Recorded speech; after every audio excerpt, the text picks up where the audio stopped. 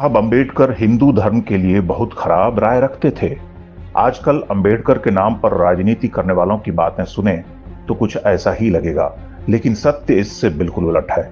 हम आपको कुछ ऐसे तथ्य बताते हैं जिनके बाद अंबेडकर के बारे में आपकी राय बदल जाएगी। क्या आप जानते हैं कि अंबेडकर ने उपनिषदों को लोकतंत्र का आधार माना है? डॉक्टर अंबेडकर ने उपनिषदों का व्यापक अध्ययन किया था। उन्होंने उपनिषद के 4 महावाक्यों को लोकतंत्र का आध्यात्मिक आधार बताया है।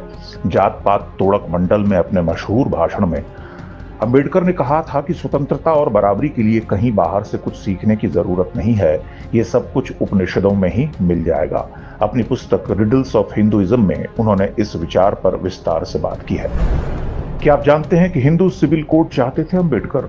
अंबेडकर के नाम पर राजनीति करने वाले आज समान नागरिक कानून के सबसे बड़े विरोधी हैं, लेकिन वो नहीं जानते कि अंबेडकर शुरू से ही एक देश एक कानून के सबसे बड़े हिमायती थे। उन्होंने तो हिंदू सिविल कोड की वकालत की थी।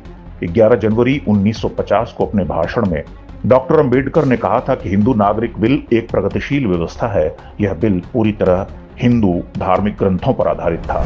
क्या आप जानते हैं कि अंबेडकर चाहते थे कि संस्कृत राष्ट्रभाषा बने?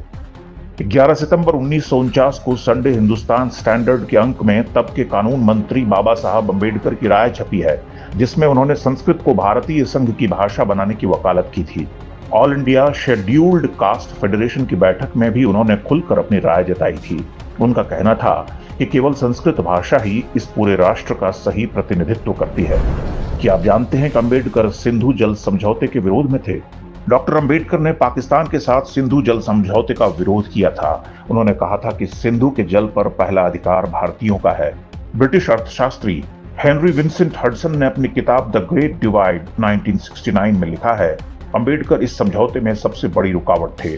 वर्ष 1956 में अंबेडकर के निधन के बाद नेहरू को छूट मिल गई और 1960 में उन्होंने इस अन्यायपूर्ण संधि पर हस्ताक्षर कर दिए। क्या आप जानते हैं कि अंबेडकर ईसाई मिशनरियों के विरोधी थे?